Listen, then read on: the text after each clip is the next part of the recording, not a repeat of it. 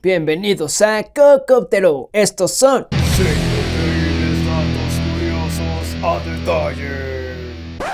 5. Han existido todo tipo de formatos de música, CDs, cassettes, discos de vinil, 8-track, esos son de los más populares, pero te voy a contar del que tal vez es el más raro de todos. Se trata de los discos de rayos X y la historia de cómo lograron salvar el rock en un país en donde estaba prohibido. Está verdaderamente interesante esto. Hoy en día es muy fácil escuchar música, solo tienes que abrir YouTube o Spotify y buscar lo que quieras. Tienes en tus manos el catálogo musical de toda la historia de la humanidad. Claro que antes no era tan fácil. Si querías algo de música alternativa, de esa que no vendían en las tiendas, tenías que ir a conseguir los discos físicamente, a lugares en donde quién sabe cómo los conseguían. Y uno de los lugares donde era más difícil hacer esto era la Unión Soviética, en la época del régimen de Stalin. En ese tiempo, si querías escuchar algo de rock and roll, tenías que esforzarte en serio. Esto claro que no detuvo a los hipsters soviéticos, porque sí, existían y se les llamaba Stilyagi, y estaban obsesionados con la moda, el jazz, el rock and roll y en general con la cultura occidental, y tenían algunas técnicas interesantes para encontrar su música. Por ejemplo, podías tener un radio de onda corta y vivir muy cerca de la frontera, y si tenías suerte podías sintonizar una estación que pasara rock and roll, pero eso era muy difícil. También había algunos discos que llegaban, pero estos eran copias y estaban muy escasos, así que mejor se dispusieron a arreglar este problema a su forma. Como el vinil era casi imposible de conseguir en la Unión Soviética, buscaron otro material similar que pudiera guardar música como un disco. Así fue como nació lo que llamaron la música de huesos o de rayos X, que consistía en prensar el relieve de un disco en un plástico de placa de rayos X. Solo tenían que buscar en los basureros de los hospitales para encontrarlos. Entonces ya solo tenían que copiar los discos que conseguían usando una máquina simple, luego grabarlos en las placas, recortarlo como un círculo usando unas tijeras y hacerle un hoyo en medio, listo para cualquier tocadiscos. Así fue como muchos de estos Stilyagi escucharon por primera vez artistas como Chuck Berry o Elvis, y pues la calidad no era tan buena. A veces parecían como tostadas estos discos, pero se escuchaba, y eso era lo más importante. Este método hacía que fueran mucho más baratos y que hubiera muchos, por lo que se volvió un movimiento under, algo que desafortunadamente también atrajo la atención de las autoridades. Se formaron grupos que se dedicaban a rastrear y confiscar estos discos, y arrestaron a muchos de los que los hacían, pero por más que quisieron prohibir esto, el amor por la música es imposible de detener. Duraron todavía un buen tiempo. Luego se puso de moda en todo el mundo un estilo similar a los discos de rayos X, los flexidisc, que eran música impresa en láminas muy delgadas del grosor de una hoja de papel, por lo que los regalaban en revistas y en general eran buenos para promocionar cosas. El principal problema de esta música en láminas era que se borraba muy rápido, apenas podía reproducirse algunas veces, a diferencia de los discos de vinil de grosor normal, y es que se gastaban con la fricción de la aguja. Por cierto, actualmente la música en vinil está teniendo un regreso triunfal, ya está superando a otros formatos y sus ventas cada vez son más grandes. En el 2021 se vendieron más de 40 millones, un número que no se veía desde hace más de 30 años. Entonces que no te extrañe si de alguna forma vuelve a ponerse de moda la música de huesos. 4. Si eres mexicano o si alguna vez has visitado este país, seguro te tocó ver uno de los fenómenos más extraños de todos. Algo que si te lo hubieran contado no hubieras creído. Estoy hablando de los frijoles saltarines que venden en la calle, que brincan por sí solos. Y no es que salten exactamente, pero se mueven. Y esto no es un truco, porque muchos lo hemos visto con nuestros propios ojos. Entonces no es una leyenda. Y sí, probablemente tú ya sabes de qué se trata, pero te voy a contar algunas otras cosas interesantes de estos frijoles poseídos que no sabías. Empezando por cómo rayos funcionan. Por lo general los venden en la calle y algunos dicen que tienen poderes curativos y que son mágicos o algo así, pero esto no está comprobado y lo más seguro es que no, ya que la explicación de por qué se mueven es mucho más sencilla de lo que parece. Estos frijoles en realidad son semillas de un arbusto que cuando crecen son invadidas por larvas de polillas que fueron a dejar dejar sus huevos ahí, por lo que crecen dentro de las semillas. Entonces usan las semillas como una especie de huevo, en donde crece la larva y se va comiendo su interior hasta formar como una casa, como si fuera una pokebola. Luego se van pegando a las paredes de su carcasa con su seda, y cuando se mueven, pues también se mueve la semilla, haciendo parecer como que estuviera bailando sola. Cuando hay calor en el exterior, por ejemplo cuando se sostiene en la palma de la mano o cuando le da el sol, la larva se mueve, como un mecanismo de supervivencia, ya que si se calienta mucho o le da el sol, se puede secar. Después, cuando llega a un estado de pupa, o sea cuando ya creció un poco, le hace un hoyo a la semilla. Esto es para que cuando haga metamorfosis y se convierta en polilla, pueda salirse, ya que no va a tener mandíbula después. Y sí, los insectos son muy extraños, ya lo sé. Luego ese hoyo lo cubre con seda solidificada. Es básicamente como una puerta, solo que hecha de fluidos corporales secos. Y no la juzgues, por favor, es algo que todas las polillas de frijol saltarín hacen en su adolescencia. Ya cuando pasa eso, la semilla no se mueve, porque ya se hizo un capullo. Pero antes de todo esto, en su estado de larva, puede estar meses allá adentro, y es el tiempo en el que la venden. Eso quiere decir que si compras de estos frijoles saltarines y los dejas en un lugar húmedo y sin sol, en una semana saldrá una polilla y se va a ir volando a buscar un árbol para dejar sus huevos y empezar otra vez el ciclo. Esta forma peculiar de crecimiento de una polilla, que es en pocas palabras un parásito, pasa con algunas especies alrededor del mundo, pero las más populares son las de México, particularmente en Sonora, en donde la ciudad de Álamos es considerada como la capital mundial de los frijoles saltarines. Entonces, si alguna vez llegas a ver estos frijoles, no se trata de magia o que alguien esté ahí poniéndole gusanos a cada una. Y por supuesto que si la plantas no va a salir para nada un árbol de Lucky Charms o algo así. Tan solo es un pequeño gusano en su fase incomprendida, tratando de llegar a ser un adulto responsable algún día.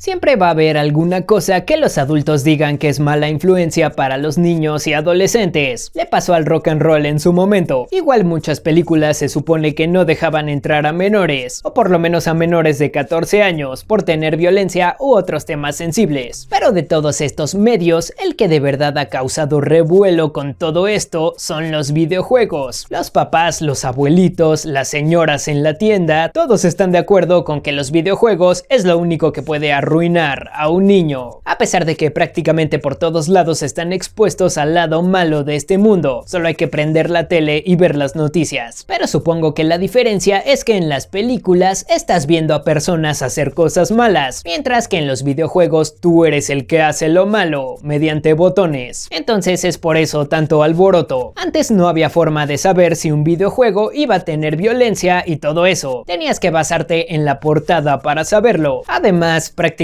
eran píxeles que apenas te podías dar una idea de qué rayos estaban haciendo. Pero conforme fueron mejorando los gráficos, pues ya se empezó a ver todo de forma mucho más explícita, y se empezó a hacer como una batalla entre los juegos de quién podía hacer la violencia más realista. Y claro que el ganador supremo de todo esto fue Mortal Kombat, que salió en 1992, y sus gráficas de personas reales digitalizadas se veían muy bien para ese momento, y pues las técnicas en donde le podías sacar toda la catsup a tu oponente, pues también se veían bastante bien. Este juego solo era de maquinitas, pero cuando llegó a las consolas caseras, ahí fue cuando se desató la controversia en serio. La versión de Super Nintendo estaba censurada, pero en la de Sega Genesis solamente tenías que poner un código para observar en su máximo esplendor este juego. Esto fue la gota que derramó el vaso, porque en diciembre de 1993 el Congreso de Estados Unidos empezó a discutir sobre este problema. La razón principal era por Mortal Kombat, pero otros juegos como Lethal Enforcers, Night Trap y hasta Doom también fueron mencionados. Night Trap era como una película interactiva que no tenía nada que no hayas visto antes en el cine. Pero bueno, con Mortal Kombat pues sí se entiende, pero aún así cuando esas personas hablan de videojuegos sin saber, como que exageran todo. El caso es que después de algunas reuniones por fin se estableció la ESRB, CRB, o Comisión Reguladora de Entretenimiento Software, y nacieron los famosos símbolos que ahora vemos en todos los videojuegos. Los primeros de estos fueron niñez, niños adultos, adolescente, maduro y solo adultos. Después quitaron el de KA y lo convirtieron en el famoso E, o sea, para todos. Pintaron las letras de negro y en el 2005 salió el de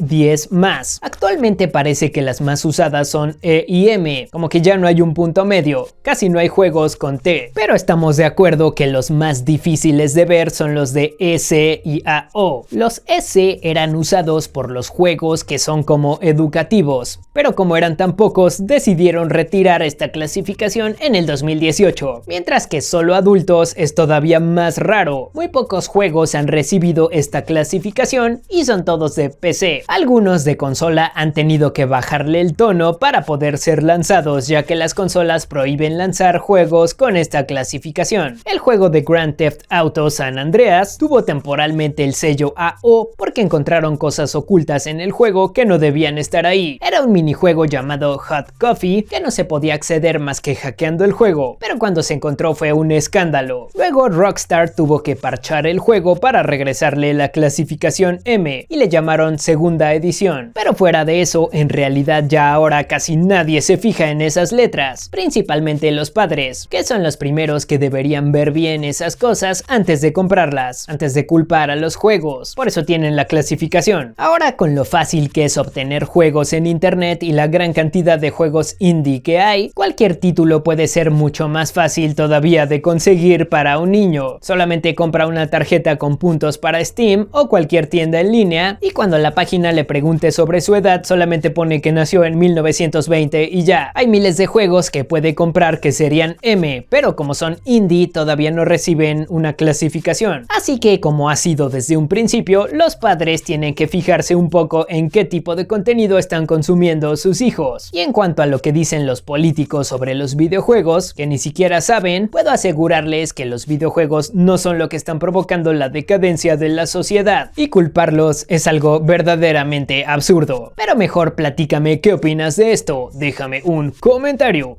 2.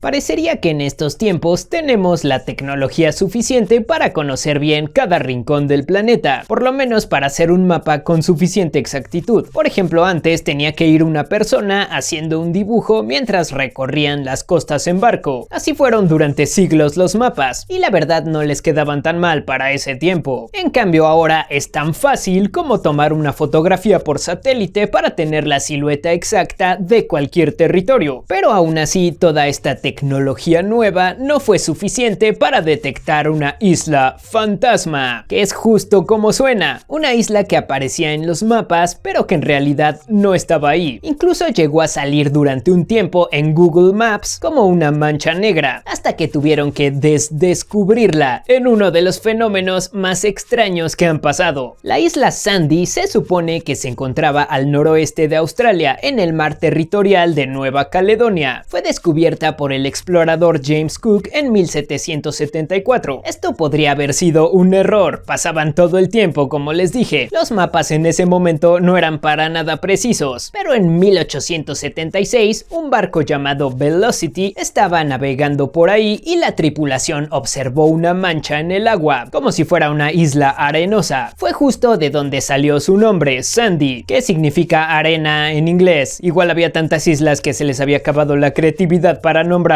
así que no los culpes. A partir de esto, la isla comenzó a aparecer en muchos mapas año tras año, basándose en los reportes de esta expedición. Esto llegó hasta mapas oficiales, como los de 1908 del Instituto Hidrográfico de Reino Unido y otro de 1922. Sería hasta 1974 que comenzarían a sospechar que tal vez esta isla gigante no existía. Hasta tuvieron que ir con aviones y barcos a reconocer, y se se dieron cuenta de que no había nada de nada ahí y que el fondo del mar estaba a más de 1400 metros. Aún así parece que no le pasaron el dato a todos, ya que había mapas que todavía la tenían hasta el siglo XXI, incluyendo Google Earth, en donde, como ya vimos, aparecía como esta mancha ovalada. Yo creo que nadie quería pasar por ahí por miedo a caerse al hoyo del mundo, o no sé, pero fue hasta el 2012 que dejó de aparecer en los mapas de Google. Pero entonces, ¿por qué rayos pasó esto? ¿Qué fue lo que vieron los barcos? Porque fue descrita varias veces, no es como que alguien la haya inventado, tuvo que haber algo ahí. Pues la única explicación razonable que han encontrado es que lo que observaron esos exploradores fue nada más y nada menos que pumita o piedra pómez, así se llama. Estas piedras se forman cuando la lava volcánica se enfría rápido, lo que hace que tenga gas atrapado y forme huecos con aire y flote. Entonces, por ejemplo, si un volcán submarino hizo erupción, se generó una cantidad considerable de esto, lo que hace parecer que es como una superficie de arena. Pero bueno, el mar esconde todo tipo de mitos, como las sirenas o el kraken, siempre ha sido así. Entonces, ¿por qué no también una isla fantasma? Uno.